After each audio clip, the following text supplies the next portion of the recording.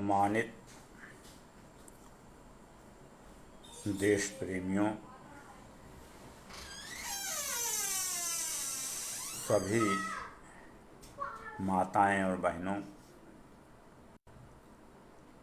देश के कर्णधार नवयुवकों, समाज व परिवार की पोषक बेटियां एवं बहनों, बेटियां एवं बहुएं, सभी निस्वार्थ समाज सेवियों और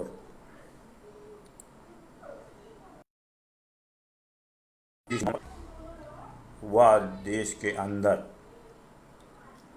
के सभी सुरक्षा कर्मचारियों, कोविड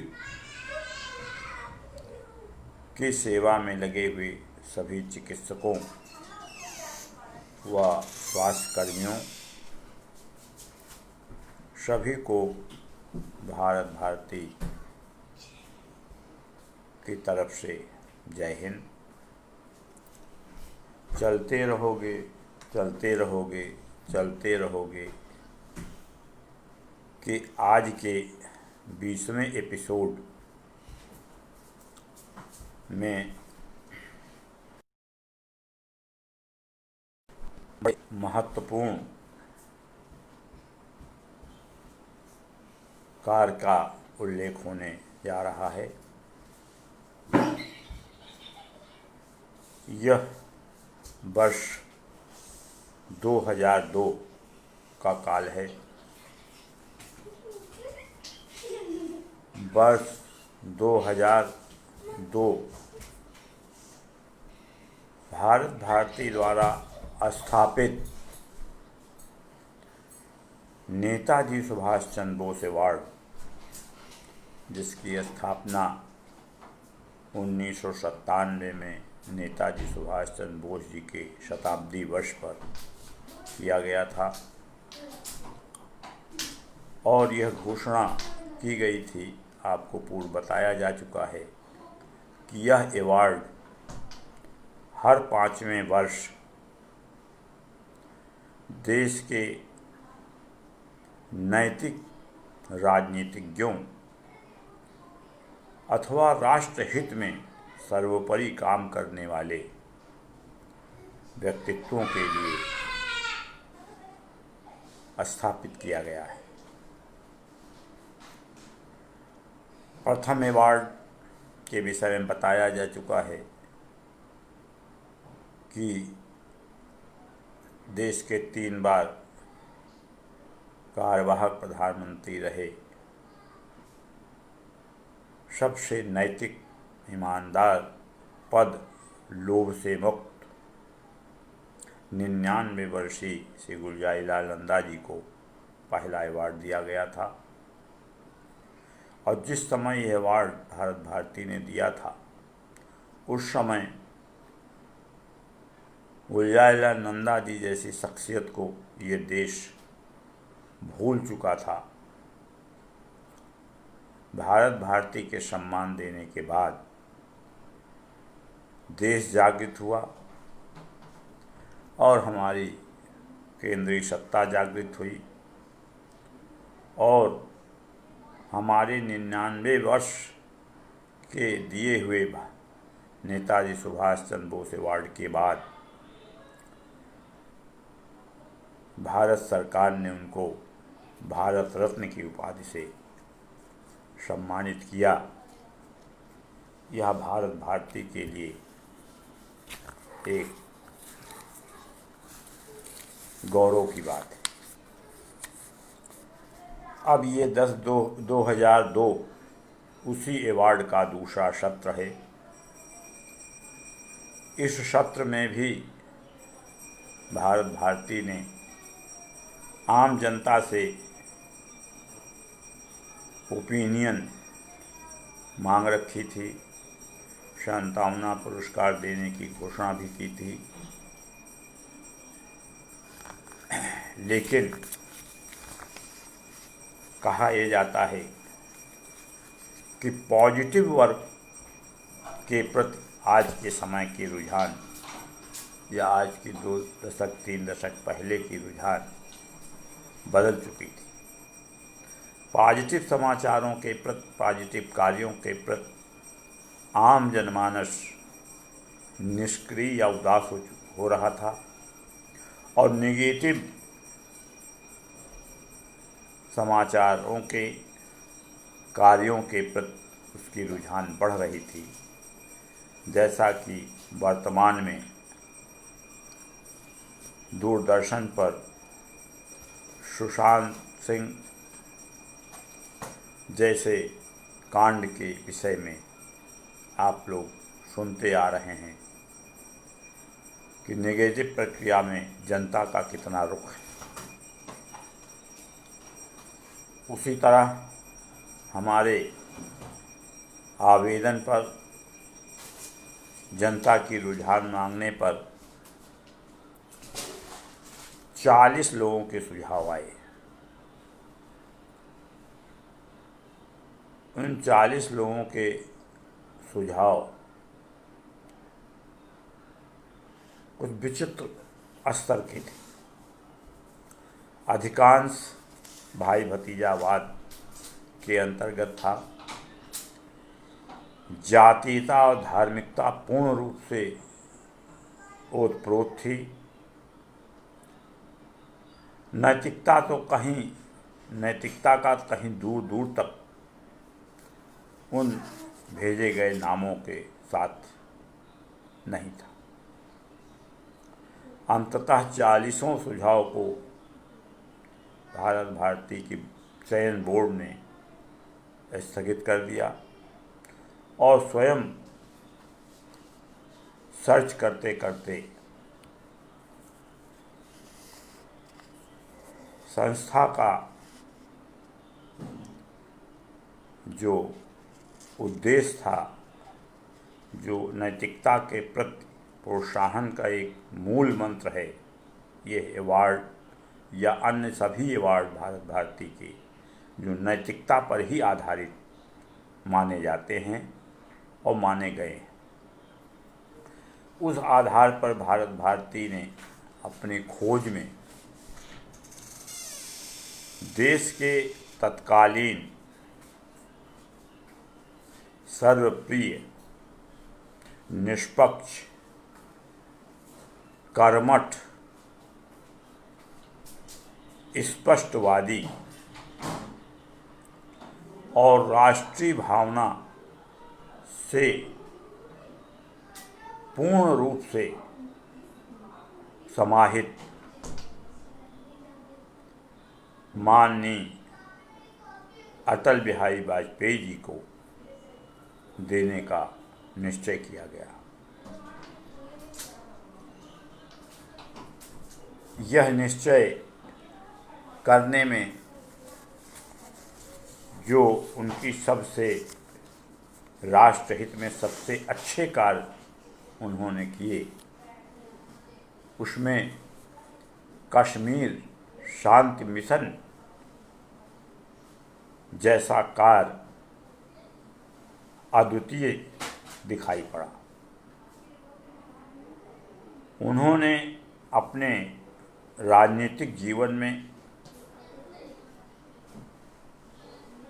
कश्मीर के प्रति जो रुझान प्रकट किया और कार्य के रूप में, प्रधानमंत्री के रूप में उन्होंने कश्मीर और पाकिस्तान के समझौतावादी नीति को लागू करने में जितना महत्वपूर्ण योगदान दिया, शायद किसी दूसरे राजनीतिज्ञ ने नहीं दिया। अपने प्रधानमंत्रित्व काल में उन्होंने पाकिस्तान से बिल्कुल अंतिम लकीर तक महायुद्ध होने की संभावना को अटल जी ने 13 राजनीतिक पार्टियों के समर्थन के प्रधानमंत्री ने जिस खूबसूरती से, जिस समझदारी से, जिस धैर्य से एक महायुद्ध को टाल दिया और दोनों देशों की बर्बादी को युद्ध के मुहाने पर खड़े वातावरण को बदला, वह ऐतिहासिक घटना है। इतना धैर्यवान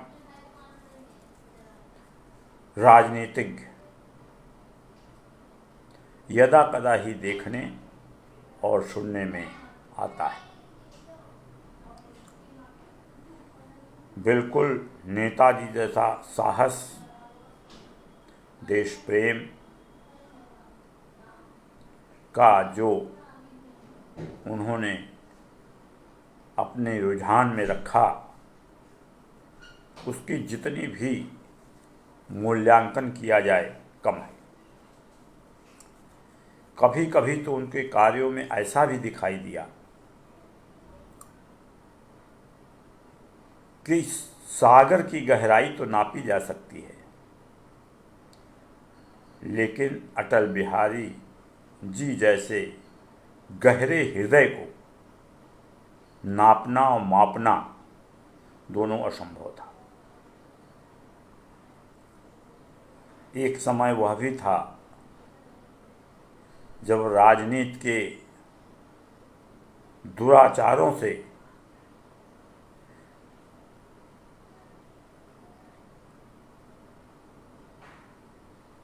उनको किसी एक वोट से पदच्युत करने का घृणित कार्य जब हुआ, विपक्ष ने उनको महज एक वोट से पराजित करके सत्ताच्युत किया। उस समय भी अटल जी का जो धैर्य था, जो उद्गार था, जो समयबद्धता के हिसाब से उनके ऊपर एक विपक्ष का आक्रमण था, उसको उन्होंने भी बड़े सहानुभूति के साथ स्वीकार किया। ऐसी कितनी गाथाएं हैं। लोकसभा में ऐसा भी समय था जब बीजेपी के कुल 2 या 3 सांसद हुआ करते थे और उन 2-3 सांसदों में अटल जी जरूर हुआ करते थे। उन 2-3 सांसदों के रहते हुए तब शायद भारतीय जनता पार्टी नहीं बल्कि जनसंघ हुआ करती थी। उस समय भी अकेले रहकर संसद में जो वक्तव्य दिया करते थे, जो प्रश्न पूछा करते थे और जो अपना वक्तव्य रखा करते थे, वह सभी सदस्यों के ऊपर भारी पड़ता था। ऐसे राजनीतिक ने कश्मीर को लेकर हिंदुस्तान और पाकिस्तान के बीच सद्भाव कायम करने की दृष्टि से, सुधार करने की दृष्टि से, आपसी सौहार्द दोनों देशों में बनाने की दृष्टि से एक समझौता ट्रेन चलवाने की शुरुआत की।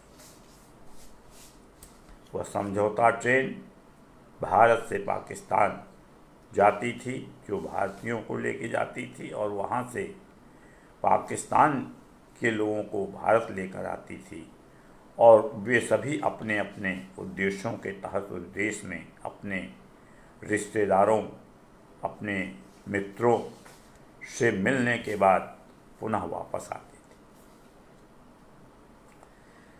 इसमें तो कोई दो राय नहीं कि आज का पाकिस्तान आज से 73 साल पहले भारत ही था।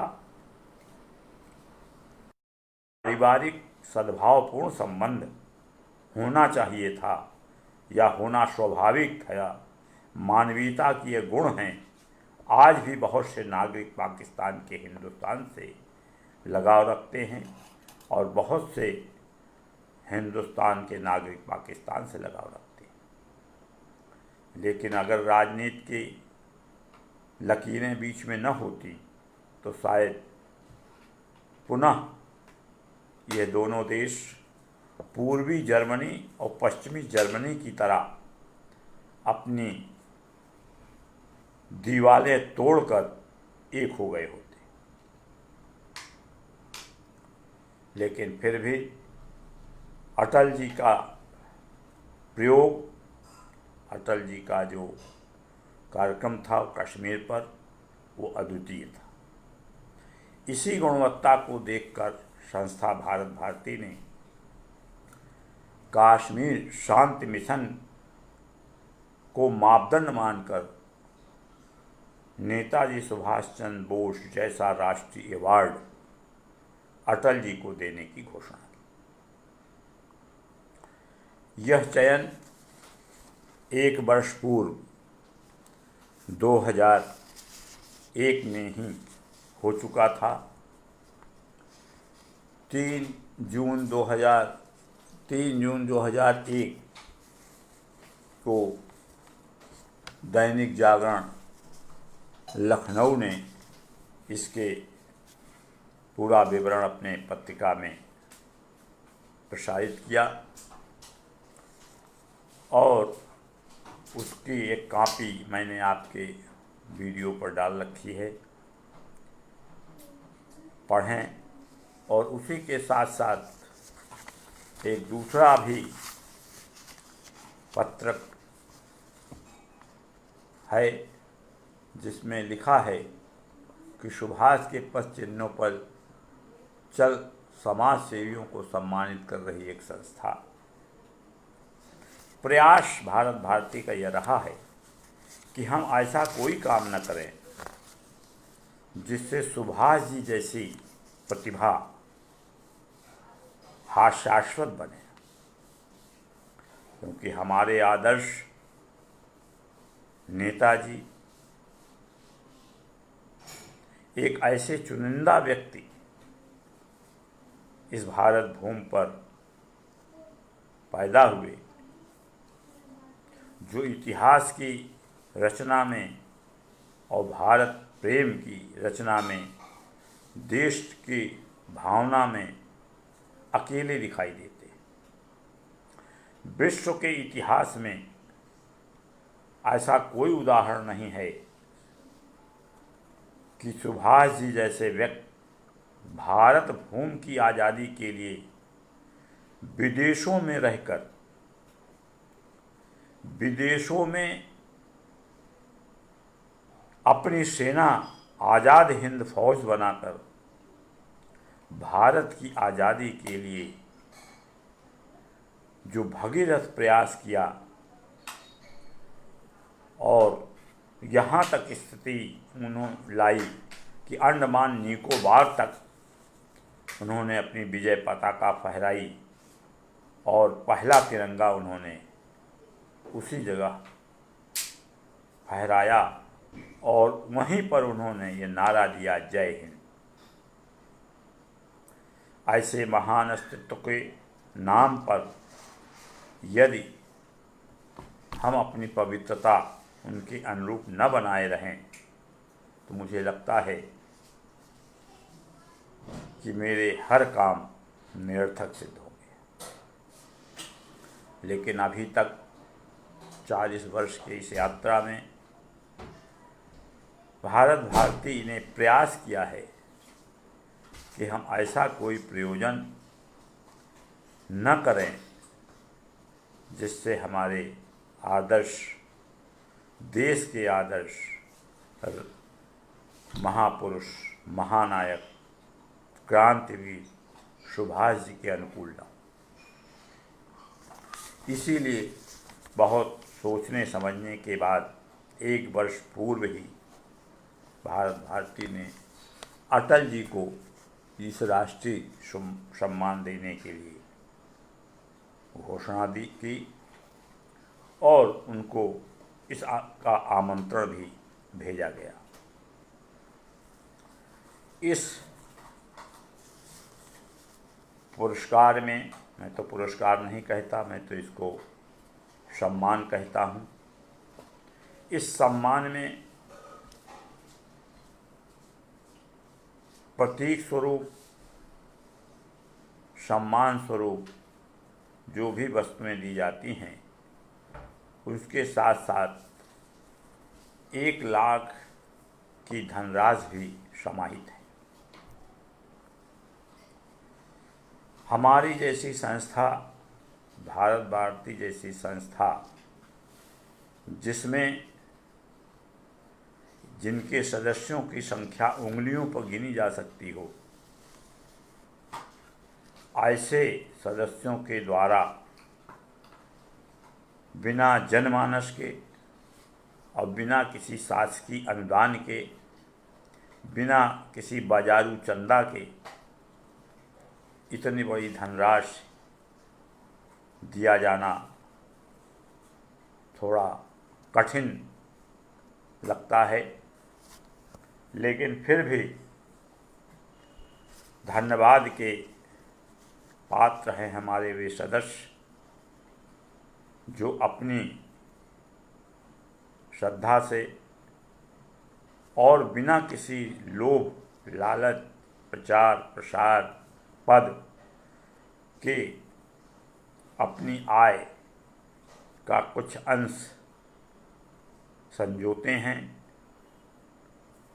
और वार्षिक कार्यक्रमों के अतिरिक्त इस पंचवर्षीय अवार्ड में योगदान देते हैं और तब ये 1,00,000 रुपया इकट्ठा होता है।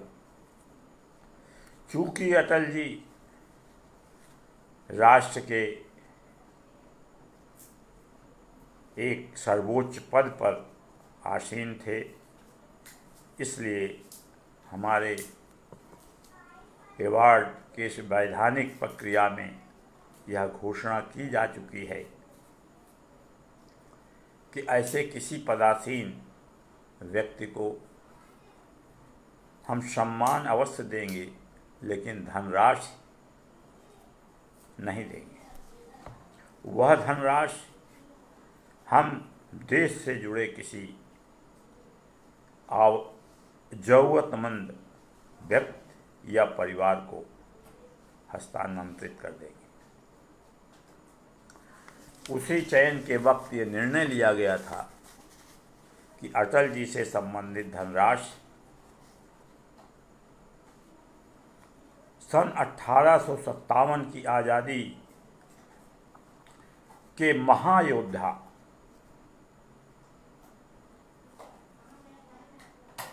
तात्या टोपे के परिवार को दिया जाएगा,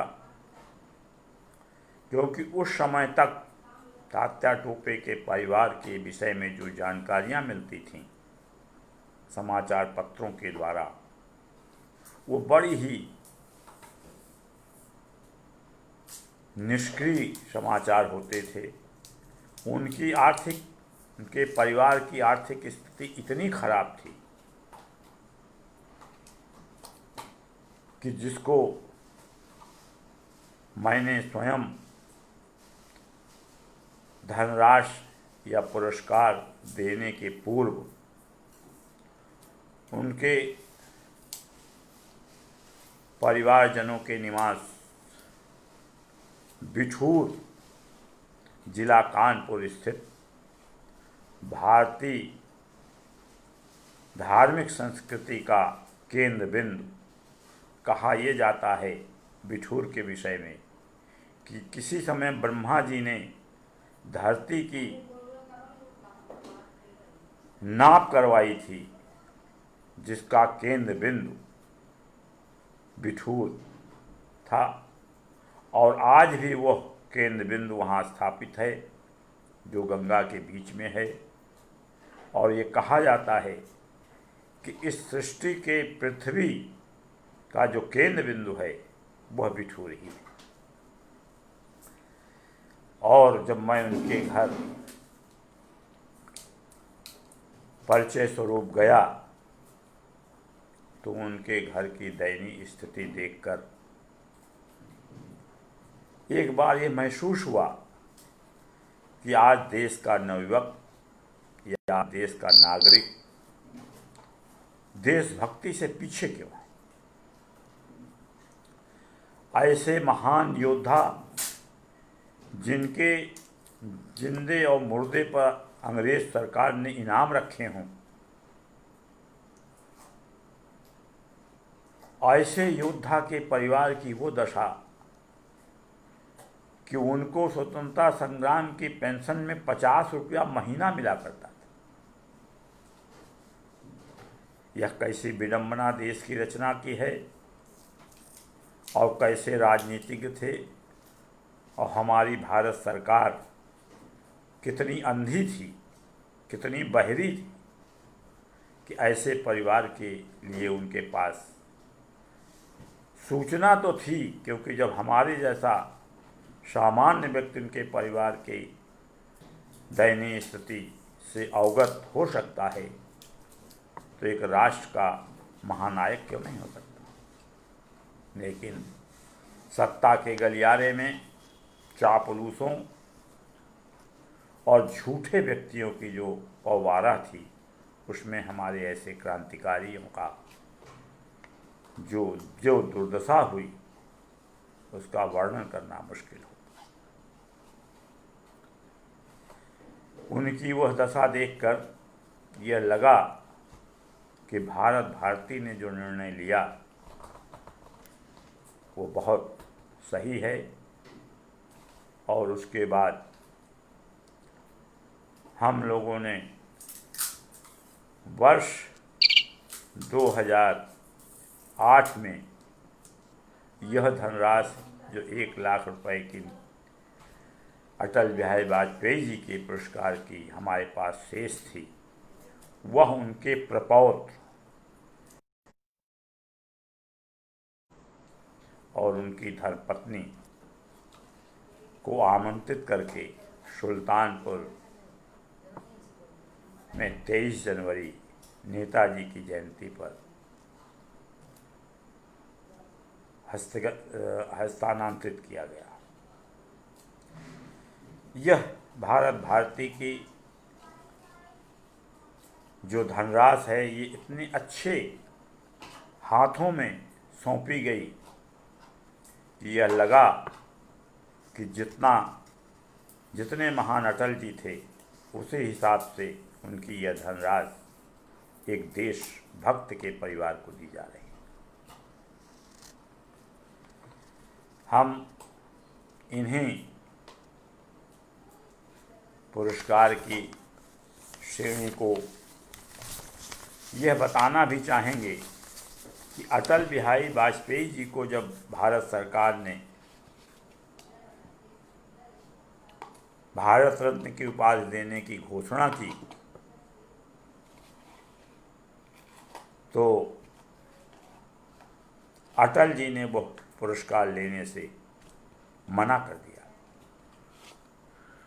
उन्होंने कहा नहीं, ये अनुचित होगा। इसलिए हमारा सौभाग्य है, भारत भारती का सौभाग्य है कि जिस व्यक्ति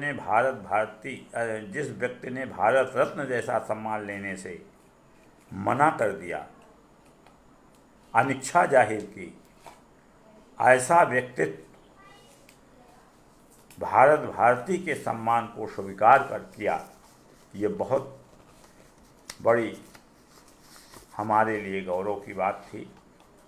और यह स्वीकृति उनके प्राइवेट सेक्रेटरी श्री राज प्रताप सिंह के पत्र द्वारा मुझे प्राप्त हुई, जिसकी प्रतिलिपि हम आपको यहाँ पर दिखा रहे हैं। और इसमें लिखा है कि सुभाष चंद्र बोस हमारे प्रधानमंत्री जी ने स्वीकार की और भारत भारती के प्रति शुभकामनाएं प्रेषित की। ये जिसे आप देखें,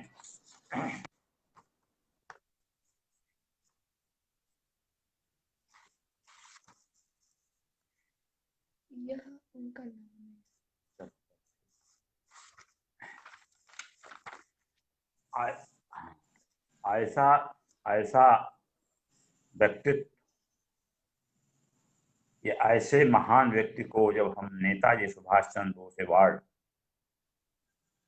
देने की हमने घोषणा की और सन 2002 में उनके पर्सनल पीआरओ जी ने जो पत्र भेजा वो 18 जनवरी 2002 को भेजा और मुझे 21 जनवरी 2002 को प्राप्त हुआ। यानी 23 जनवरी से एक दिन पहले मुझे वह पत्र प्राप्त हुआ स्वीकृति का, और उससे मुझे भी आत्मसंतोष हुआ, क्योंकि इतने बड़े पद पर रहने वाला व्यक्ति ऐसे सम्मान को लेने सुल्तानपुर आता संभव ही नहीं था। लेकिन स्वीकृति ही हमारे लिए सर्वोच्च थी और हम उनके प्रति तब भी आभारी थे, आज भी आभारी हैं, जिन्होंने हमारा सम्मान स्वीकार किया। ऐसे वंदनीय अटल जी को पूरा भारत नमन करता है। यह ऐसे व्यक्ति हैं जिनके ऊपर हिंदू मुस्लिम का भी कोई विवाद नहीं था। जितना हिंदू इन्हें प्रेम करता था उतना ही मुस्लिम प्रेम करता था, क्यों? इनके कार्यशैली बिल्कुल ही निष्पक्ष और देशभक्ति से ओतप्रोत थी।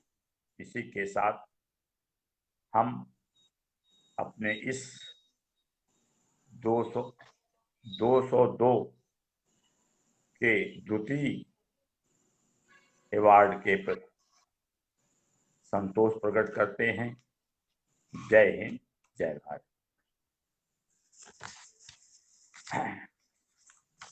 इसी क्रम में यह अवार्ड के विषय में मैंने बताया, इसी वर्ष संस्था भारत भारती को एक संघर्ष का मौका मिला।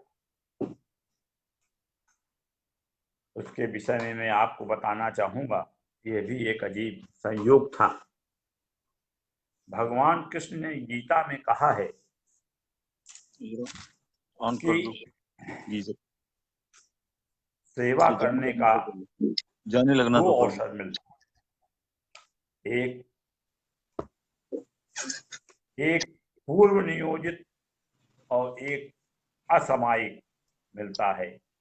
लेकिन असामयिक कार्य के प्रति जब आप तुरंत तैयार होते हैं, तत्पर होते हैं, तो आपकी परीक्षा होती है। सन 2002 में ही प्रदेश में विद्युत संकट बहुत बड़ा था। यूं कहिए कि 24 घंटे में 10 घंटा 8 घंटा में बिजली मिलना भी दूभर था। एक आदेश शक्ति भवन विद्युत विभाग की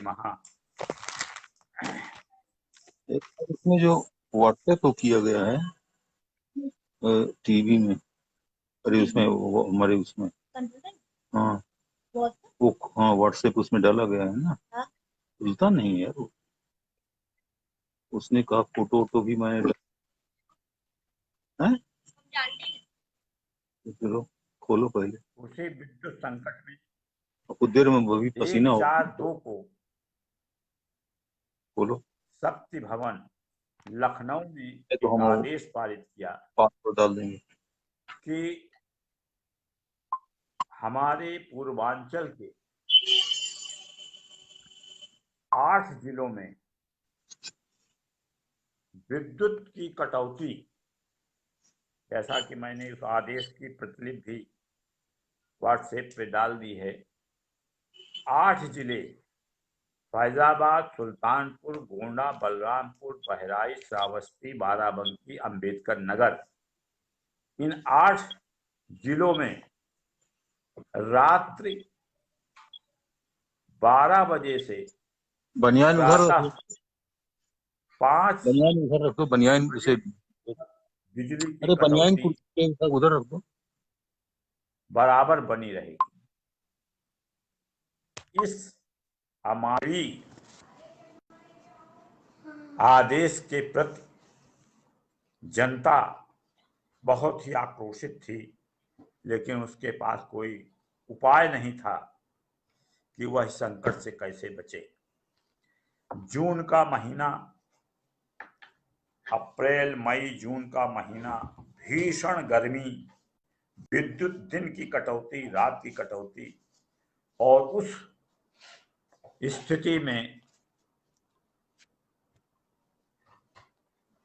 12 बजे रात से लेकर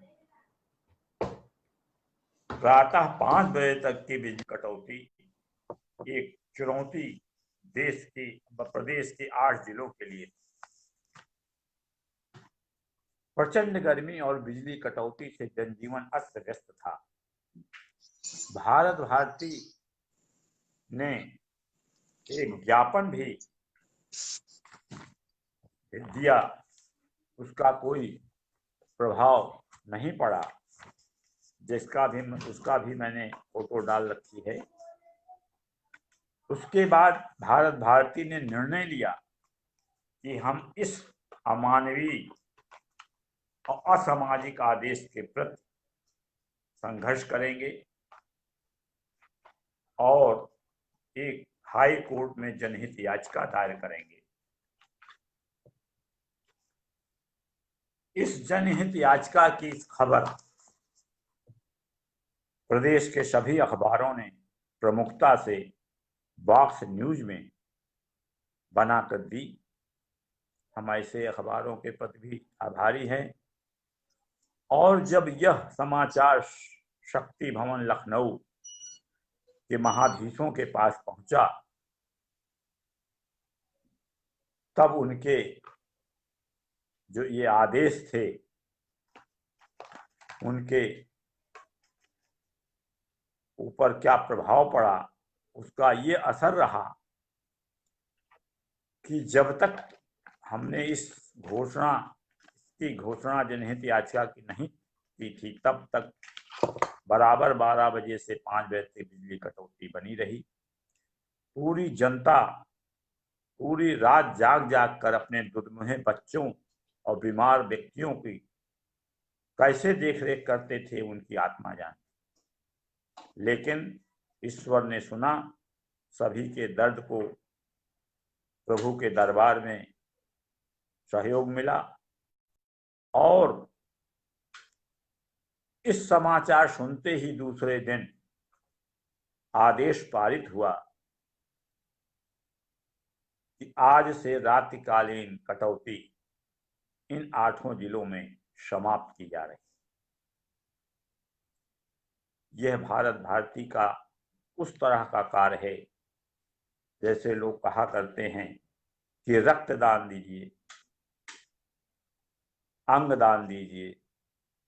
उसी तरह से भारत भारती ने इस संघर्ष के द्वारा 8 जनपद वासियों की जो अप्रत्यक्ष सेवा की और रात्रिकालीन विद्युत कटौती पूरे ग्रीष्म काल के लिए समाप्त हो गई। इस कार्य से भारत भारती को बड़ा बल मिला और इस जनहित याचिका के लिए भारत भारती ने चंदे इकट्ठे करना शुरू कर दिया था, इसलिए कि अगर जनहित याचिका दायर करनी होगी तो एक बड़ा धनराशि लगेगी। तो हमने एक पत्रक भी आपके पास भेजा है। एक न सुनेंगे जनता की, चाहे जो कर लेवे। विद्युत विभाग की हठधर्मिता के विरुद्ध जन आंदोलन के रूप में जनहित याचिका दायर करने का निर्णय। आर्थिक सहयोग प्रति कनेक्शन ₹20 मार्च। यह राशि सुरक्षित रखें। हो सकता है कि ₹20 देने वाले को कम खर्च करने पर ₹10 वापस हो जाए। निवेदक भारत भारती। ऐसे पत्र से हमने जनमानस से प्रति कनेक्शन 10 रुपया और हर कनेक्शन पीछे 20 रुपया, यानी घर के, दुकान के या अन्य जो भी उसके पास कनेक्शन हो पर कनेक्शन 10 रुपए का हमने निर्धारण किया और हमने मांगा थी और स्वेच्छा से लोगों ने किया। ये बड़ा ही वो था सहयोग। लेकिन जब हमारी मांग बिना खर्च के, बिना जनहित याचिका के विद्युत विभाग ने मान ली, तब हमने वह इकट्ठा हुआ चंदा जो हमने मांग रखा था उसे वापस करने हम सभी दरवाजों पर गए जिससे मैंने चंदा मांग रखा था। उनकी लिस्ट हमारे पास थी। हनुमानगढ़ी के अंदर एक वृद्ध को जब मैंने वो चंदा वापस करने लगे तो वो नीचे से ऊपर तक हम देखने के बाद उन्होंने कहा कि बेटा मेरी उम्र 78 साल की है और आज तक चंदा मांगने वाले तो बहुत आए, चंदा वापस करने वाला तो। और उन्होंने बड़े ही सद्भाव उद्गार से वो चंदा वापस तो लिया, लेकिन बड़ी सराहना की कि मेरे 75 साल के जीवन में पहला मौका है जब किसी ने चंदा मांग कर चंदा वापस कर दिया। इसी तरह की घटना हमने चंदा एक बार और इसके पहले भी वापस किया था जब उत्तरकाशी हम गए और वहां की आपूर्ति को देखा और ये लगा कि यहाँ कोई भी तरह का कि धनराशि देना अब दंडनीय माना जाता है, वहां दुराचार पैदा होता है। वह सब पैसा जब मैं वापस लाया तब भी मैंने जिनसे पैसा, जिन लोगों ने मुझे, किसी ने अपनी सोसाइटी का 5,000, किसी ने 23,000, किसी ने वापस आया। यह दूसरा मौका था जब मैंने बिजली कनेक्शन में संग्रह की धनराशि वापस की, जिसके प्रतिलिपि उसी समय की प्रिंटेड आज फिर मैं आपको दिखा रहा हूं। इस तरह से भारती ने विद्युत संकट को दूर करने का जो संघर्ष छेड़ा उसमें सफलता मिली। हम जनमानस को और विद्युत विभाग के प्रति अपना आभार प्रकट करते हैं और ईश्वर से प्रार्थना करते हैं ऐसे शोषण युक्त आदेश किसी भी विभाग से ना आवे तो अति उत्तम है। इसी के साथ आज के कार्यक्रम को विराम देते हैं।